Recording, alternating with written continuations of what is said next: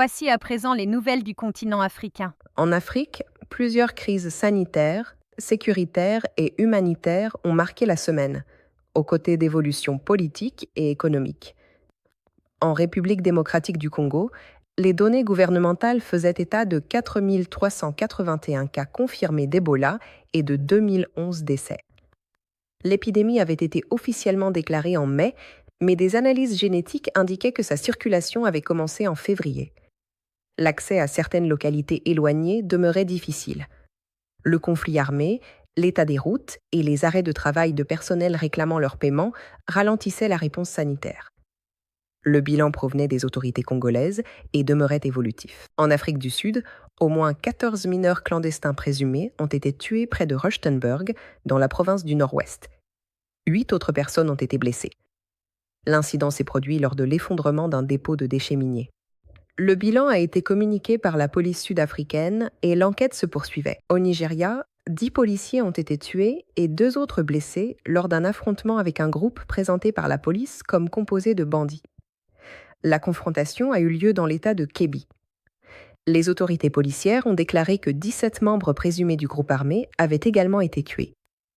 Le bilan et l'identification des assaillants reposaient sur la déclaration de la police. Toujours au Nigeria, plus de 50 responsables musulmans et chrétiens ont signé à Abuja un accord en faveur de la paix. Le texte visait à renforcer leur coopération face aux violences communautaires. Sa signature ne constituait toutefois pas la résolution des conflits sécuritaires ou intercommunautaires dans le pays. Au Soudan, les forces de soutien rapide ont repris leur offensive contre El Obeid, ville stratégique du centre du pays. Des témoins ont également signalé des frappes de drones dans la région de la capitale. Un mur de mosquée s'est notamment effondré à Bari après une frappe. Les responsabilités et les bilans liés aux différentes attaques restaient partiellement établis à partir de témoignages locaux. Au Zimbabwe, le bilan du chavirement d'un bateau sur le lac Kariba a atteint 44 morts. L'embarcation transportait 90 passagers et 5 membres d'équipage. Les opérations de recherche et de récupération se poursuivaient. En Zambie, le dépouillement des élections générales a été temporairement suspendu après des violences visant des responsables électoraux et le vol de bulletins déjà remplis dans certaines circonscriptions. Un responsable politique a été tué et 9 suspects ont été arrêtés, selon Associated Press. La commission électorale a ensuite annoncé que la menace sécuritaire avait été maîtrisée et le dépouillement a repris. Aucun vainqueur national n'avait été officiellement proclamé avant la fin de la période couverte. En Libye, le gouverneur de la Banque centrale, Naji Issa, a remis sa démission aux 2 chambres législatives rivales du pays. Il a confirmé l'authenticité de 2 documents Reuters et déclaré ne plus pouvoir poursuivre sa mission. Il n'a pas rendu publiques les raisons précises de sa décision, invoquant leur caractère sensible. Le président du Haut Conseil d'État lui a demandé de rester temporairement en fonction dans l'attente d'une décision formelle. Un lanceur d'alerte sud-soudanais, possédant également la nationalité kenyane, Atorbe Al-Gaddafidit, a par ailleurs été libéré après près de 2 mois de détention. Sa famille a indiqué qu'il avait regagné Nairobi et qu'il recevait des soins médicaux après une détérioration de son état de santé. Son épouse avait déclaré à la police qu'il avait été enlevé au Kenya par des hommes armés et masqués avant d'être conduit au Soudan du Sud.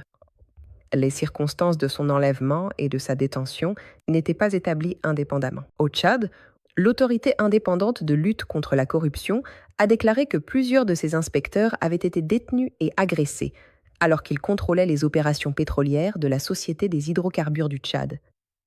Selon cette autorité, des agents de sécurité étaient responsables de l'incident.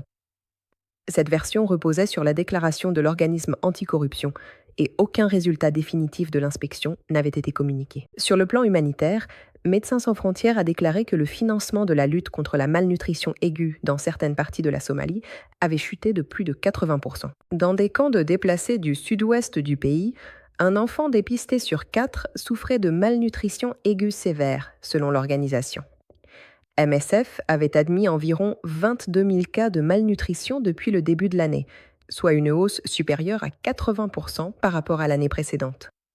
Ces données et évaluations demeuraient attribuées à MSF. Sur le plan économique, le taux de chômage officiel en Afrique du Sud a atteint 33,6% au deuxième trimestre, contre 32,7% au trimestre précédent. Le nombre de chômeurs est passé de 8,137 millions à 8,481 millions. L'emploi a reculé dans 7 des 10 secteurs suivis par Statistics South Africa. Au Nigeria, une enquête de Reuters a documenté la dégradation du pouvoir d'achat des ménages. Un indicateur cité par l'agence montrait que le coût de préparation du riz jollof avait plus que doublé par rapport à 2023. Les entrées de capitaux étrangers avaient néanmoins atteint 23 milliards de dollars l'année précédente, leur niveau le plus élevé depuis 6 ans. Une étude de SBM Intelligence indiquait que 80% des personnes interrogées estimaient que le pays évoluait dans une mauvaise direction.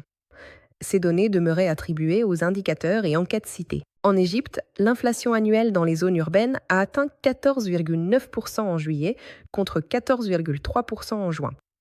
À l'échelle nationale, elle s'est établie à 13%. L'inflation sous-jacente annuelle est passée de 14,3% à 14,7%. En Guinée, le Fonds monétaire international et les autorités ont conclu un accord au niveau des services portant sur une facilité élargie de crédit d'une durée de 41 mois.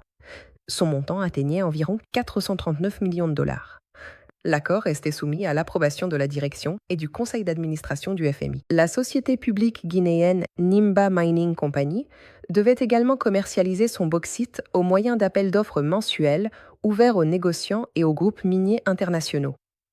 Cette annonce concernait le mécanisme de commercialisation et non un volume de vente déjà réalisé. Au Kenya, les autorités attendaient une mission du Fonds monétaire international afin de discuter d'une demande portant sur un nouveau programme de financement.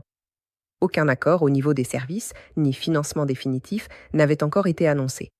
Le montant et les conditions restaient à négocier. À Johannesburg, environ 655 millions de litres d'eau étaient perdus chaque jour en raison des ruptures et des fuites du réseau. Ce volume représentait plus du tiers de l'approvisionnement municipal.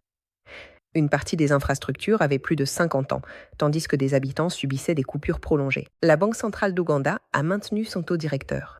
Elle a déclaré que les pressions sur les prix liées à la hausse du pétrole ne s'étaient pas généralisées à l'ensemble de l'économie. Aucune hausse ni baisse du taux n'a été décidée lors de cette réunion. Cette évaluation demeurait celle de la Banque centrale. Au Zimbabwe, le bilan du naufrage survenu le 11 août sur le lac Kariba s'est alourdi. La police fait désormais état de 80 morts. 8 corps supplémentaires ont été retrouvés le 16 août. Selon les premières constatations policières, l'embarcation était surchargée et avait chaviré pendant de fortes rafales de vent.